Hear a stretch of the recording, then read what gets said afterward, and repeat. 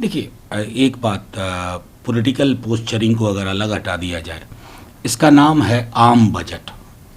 और इस बजट के अंतर्निहित तत्वों को, इसकी प्राथमिकताओं को अगर देखें तो आपको लगेगा कि ये खास लोगों के लिए खास स्तर पर खास प्राथमिकताओं के साथ खास निर्माण हुआ है।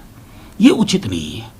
एक तरफ आप आत्मनिर्भरता की बात करते हैं, प्रधानमंत्री जी बहुत कोरोना काल में उन्होंने बहुत बार कहा, लेकिन ये आत्म और निर्भर के बीच में बापू कभी भी एक बड़ा सा डैश नहीं चाहते होंगे। आत्म और निर्भर, एफडीआई आपने 75% तक कर दिया। इंश्योरेंस की अगर मैं बात करूं, दरवाजे खोल दिए हैं। और हमारे यहाँ एक कहावत थी कि पुरखों की संपत्ति और जायदाद बेच करके अगर आप दैनंदिन की कार्य के लिए पैसे जुटा रहे हैं तो इसको विजन नहीं कहते हैं। मैं इसे विजनलेस डॉक्यूमेंट बजट मानता हूं। मेरा मानना है कि हाल के वर्षों में इनके भी बाकी बजट को अगर देख लूं तो मैं इनको भी कहूं ये कि दृष्टिविहीनता की पराकाष्ठा है ये बजट। ये बजट मध्यम वर्ग, निम्न मध्यम वर्ग, निम्न आय वर्ग और मैं किसानी की तो बात ही क्या करूं, उसके लिए शून्य है। और वो अंधेरे वाला शून्य है। ये चिंता का विषय सिर्फ हमारे लिए नहीं है, सरकार के लिए भी होना चाहिए कि जिनके वोट से आप सरकार बनाते हैं उन्हीं के सरोकारों को आप अंधे कुएं में डाल रहे हैं। सर, इसको अपोजिशन जो है वो मैनिफेस्टो फॉर पोल बाउंड, इसके बारे में कहा गया। मेरा मानना है कि वो भी वो कथनी ही है। मैं तो बिहार से आता हूं, अभी चुनाव देखा और अचानक मैं आज के बजट में बिहार को गायब सा देख रहा हूं। अब ये लोग बात करते हैं हमारे भाजपा के मित्र कि 1 नेशन 1 इलेक्शन। अरे साहब, किसी दिन अगर ऐसा हो गया तो आप कैसे करोगे? अभी तो आपने देखा कि मैंने बंगाल, तमिलनाडु, केरला, सड़कें सिर्फ इन्हें ही चाहिए, हमें नहीं चाहिए, देश के अलग अलग हिस्सों के लिए नहीं चाहिए। Is it road for development और रोड टू इलेक्शन? ये फर्क तो होना चाहिए। और ये मैं तो बार बार ये कह रहा हूं कि ये हो क्या रहा है। हमारी पूरी की पूरी पॉलिटिकल फिलॉसफी इतना इलेक्शन सेंटर्ड हो गई है। इसलिए मैंने कहा कि अब इस देश में 2 कैबिनेट चाहिए, एक चुनाव लड़ने के लिए और एक कैबिनेट का काम करने के लिए। 2 प्रधानमंत्री चाहिए, एक जो चुनाव लड़े हैं लड़वाएं और एक जो साझा सरोकारों पर काम करे। इसको सर, आपने बंगाल का जिक्र किया, बंगाल के मुख्यमंत्री ने कहा है एंड है पूरी तरह। नहीं, इसमें कोई संदेह नहीं। आपको रॉकेट साइंस का ज्ञान नहीं चाहिए इसको जानने के लिए कि एंटी पीपल है। मैंने शुरू में ही कहा कि समृद्धि के 5 टापू जो चाहते थे वो उन्होंने हासिल कर लिया।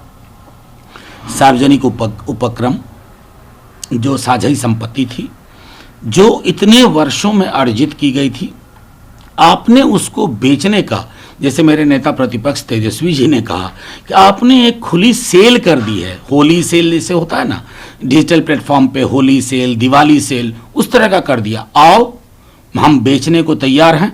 मुझे दुख इस बात का है कि अगले बजट में क्या बेचेंगे, तब तक तो सब कुछ बिक चुका होगा।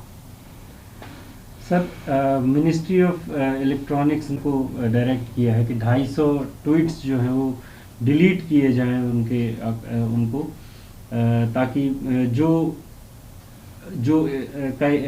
कुछ हैशटैग यूज़ कर रहे थे, Modi planning farmers genocide hashtag use कर रहे थे, making fake intimidatory and provocative tweets जो किए जा रहे थे, डायरेक्शन दिया गया है कि ऐसे ट्वीट्स को बंद किया। देखिए, मैं एक बात स्पष्ट तौर पे कहूँ, हमने बहुत सारे दौर देखे हैं, सुने हैं। ये घोर और लोकतांत्रिक व्यवहार है सरकार का। हम अभी भी इतने आपस में विरोध के बावजूद समझते थे कि हम एक बिल्कुल ही अथॉरिटेरियन रिजीम में नहीं रह रहे हैं। हम चाइना के बारे में बात करते थे, रूस के बारे में बात करते थे, एक हद तक ट्रंप साहब के अमेरिका के बारे में बात करते थे कि कभी किसी दिन हम उनके जैसे ना हो जाएं। मेरी सरकार, मेरी हुकूमत ये तय कर रही है कि हमने लोकतांत्रिक मूल्यों को जो अपना एक अलग नज़ीर बनाई थी, अलग कद बनाया था, ये हमें बौना कर रहे हैं और ये किसी के हक में नहीं है। आप इस तरह का निर्णय से ये बता रहे हैं कि आपकी सोच और आपकी समझ संकीर्ण है और कितने ट्विटर हैंडल आप बैन करवा दोगे और ये आंदोलन जो टिकरी, सिंघू या गाजीपुर में है ना, वो ट्विटर के भरोसे नहीं चल रहा है, वो इंसानी जज्बात के भरोसे चल रहा है। और इंसानी जज्बात किसी ट्विटर, किसी फेसबुक, किसी टेलीग्राम, किसी सिग्नल का मोहताज नहीं है। सर जो सर पे हेल्थ के बजट की अगर हम बात करें, महत्वपूर्ण था क्योंकि कोविड से अभी अभी हम लोग धीरे धीरे निकलने की कोशिश कर रहे हैं पूरी दुनिया, और हेल्थ इंफ्रास्ट्रक्चर की बात अगर भारत में की जाए तो बहुत ज़रूरत थी। हेल्थ मिनिस्टर जो है इसकी तारीफ कर रहे हैं, कह रहे हैं कि इसमें बहुत बड़ी वृद्धि की गई है, गेम चेंजर हो सकता है। देखिए, मैं तो सीधे तौर पर कहूँगा कि आंकड़ों के साथ एक कहानी होती है ना, कि आप आंकड़ों को प्रेशर कुकर में पका के फुला देते हैं, उस पर मत जाइए।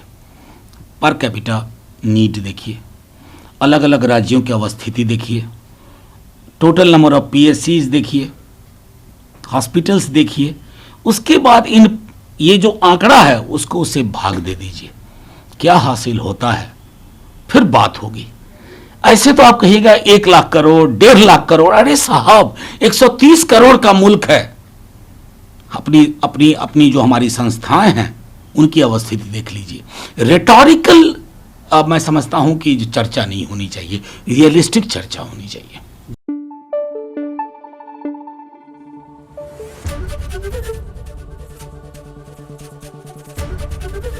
ABP न्यूज आपको रखे आगे।